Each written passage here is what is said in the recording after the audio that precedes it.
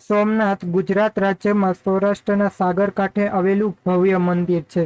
ભગવાન શિવના 12 પવિત્ર જ્યોતિર્લિંગોમાંનું પ્રથમ જ્યોતિર્લિંગ અહીં સોમનાથમાં છે. સોમનાથનો ઉલ્લેખ ઋગ્વેદમાં પણ થયો છે. મંદિરની ખ્યાતિથી લલચાઈને લૂંટ તથા ધર્માંતરણ કરવાના ઈરાદે આવેલા અનેક વિનાશકારી વિદેશી આક્રમણકારો સામે સોમનાથનું આ મંદિર અડીખમ રહ્યું છે.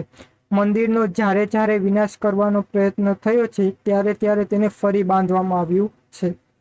ભારતમાં લોખંડી પુરુષ તથા પહેલા નાયબ વડાપ્રધાન સરદાર વલ્લભભાઈ પટેલે નવેમ્બર 13, 1949ના રોજ મંદિરનું પુનઃનિર્માણ કરવાની પ્રતિજ્ઞા કરી. આજના સોમનાથ મંદિરનું તેની મૂળ જગ્યા પર 7મી વખત નિર્માણ થયું.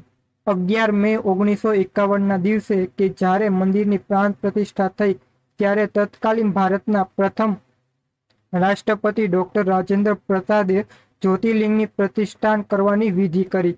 ત્યારે કહ્યું કે સોમનાથનું આ મંદિર વિનાશ પર નિર્માણના વિજયનું પ્રતીક છે. 101 તોપોનું મહાદેવને સન્માન અપાયું. નૌકાદળે સાગરમાંથી તોપો ફોડી. સેંકડો બ્રાહ્મણોએ વેદ ઘોષ કરીને પ્રતિષ્ઠા કરી. શ્રી સોમનાથ ટ્રસ્ટ હેઠળ મંદિરનું નિર્માણ થયું છે. આ ટ્રસ્ટ હવે મંદિરની દેખરેખ કરે છે. સરદાર પટેલે આ ટ્રસ્ટમાં પ્રથમ ચેરમેન હતા અને ભૂતપૂર્વ મુખ્યમંત્રી કેશુભાઈ પટેલ પણ આ પદે રહ્યા હતા. ચાલુક્ય શૈલીથી બાંધેલું આજનું કૈલાશ મહામેરુ પ્રાસાદ મંદિર ગુજરાતના સોમપુરા કારીગરોનું કલાનું અદ્ભુત પ્રદર્શન કરે છે.